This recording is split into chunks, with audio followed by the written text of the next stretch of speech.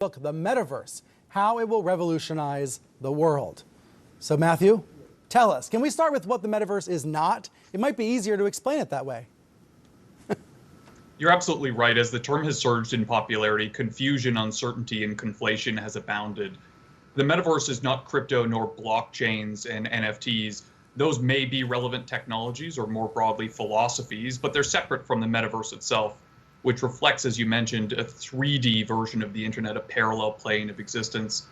The metaverse doesn't replace everything. We're in the mobile and cloud era. We still use local storage. I'm on a personal computer right now. And the metaverse is not a video game. 3D simulations are best expressed in entertainment, but that today is because they've been too limited for much more. Now we're seeing it in industry, education, healthcare, and more. So in the future, I might be able to go to a theme park in the metaverse, but more importantly, I might be able to go visit my doctor. That will be part of it, but I would tell you that you already can. In October, Johns Hopkins University performed the first ever live patient surgery using a mixed reality device. Wow. When you walk through the Hong Kong International Airport, you're reproduced live in a 3D simulation, and the operator uses that to determine which gate and which plane is used and why. So it's already in some ways here. What are the Mark Zuckerbergs of the world trying to do? The Disneys as well. Major media companies are making investments in this, but what are they actually working on? A good way to think about this is to ask the question, what did you require for the iPhone? A lot of that was user interface, hardware, much of which Apple pioneered, but a lot of it was in telecommunications infrastructure, in the underlying technologies that allow us to exchange information from thousands of miles and different networks away. None of this was designed for 3 dimensions. Right, I was thinking about the U.S. government last week saying, hey, we're going to up the bar for broadband so that slow internet doesn't count as broadband anymore. And we're going to have to continue to do that as a country and as a world to create higher quality connections in order to enable a 3D internet. Is that right? Totally. And just as quickly as the biggest technology companies on earth started pivoting to the metaverse, national organizations have as well. The South Korean Metaverse Alliance was formed by the Information and Communications and Technology Department, uniting 450 companies from fridge manufacturers to vehicles and banks, all to build a national service. Russia right now is reportedly looking to build its own national 3D simulation service because right now everything that they use comes from us. So let's try to, I know a lot of this is unpredictable, and that's one of the points you make in your book. A lot of this future is unpredictable, but can we picture a version of CNN in 10 years? Can you tell us how this interview would be different in 10 years?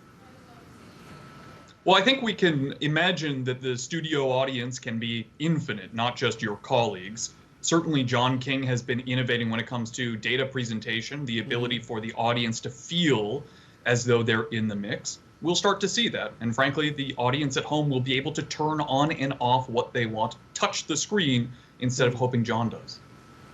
Oh, so like we would all have our own magic wall. That's one practical example, right? Quite right. Interesting. Okay. Matt, stick around. I've got lots more questions for you, including about this. Here's the headline on CNN Business right now. Netflix is in tough shape, and this week will determine its future. Why is that? We're going to tell you right after this. First quarter performance back in April, losing subscribers and thus losing the affection of Wall Street and investors. All eyes now once again on Netflix to see what it posts, what it says about subscribers.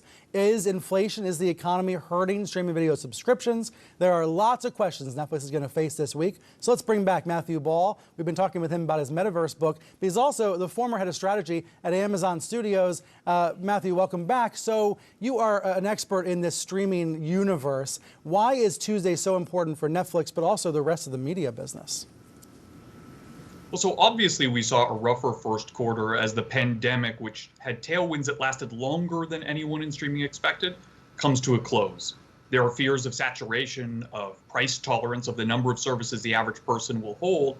And Netflix, which is the most saturated, the most widely adopted, is starting to feel the pressures. So they are going to report earnings, and then the rest of the major media companies will do the same, and we'll have a sense of subscriber growth or loss. What will this quarter mean more broadly for the industry? Is there a reset going on about streaming?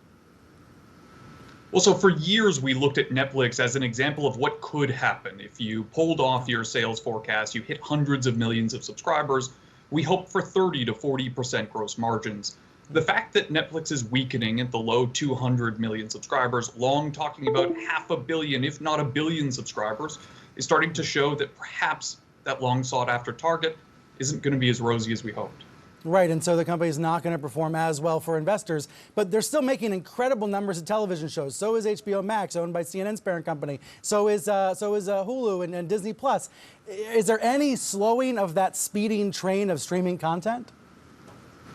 Absolutely. We saw Disney Plus over this year announce that they were going to trim their content spending by $1 billion. I believe that the combined Warner Bros. Discovery has talked about $3 billion easing off. And that reflects the challenge. Everyone needs subscribers, but they feel like spend is not sustainable. And already, right, as we take a look at this quarter, Antenna has reported that Netflix has gone from the best performing streaming service when it comes to month one sign-up retention to the worst, that they're at a 4-year peak in combined churn. We're starting to see some burning at the edges. Right, so Tuesday's going to be critical. Matthew, thanks, and congrats again on the book launch. It's The Metaverse and How It Will Revolutionize Everything. Comes out Tuesday in over a dozen countries. We'll be back with more, a little bit more about Twitter and Elon Musk right after this break.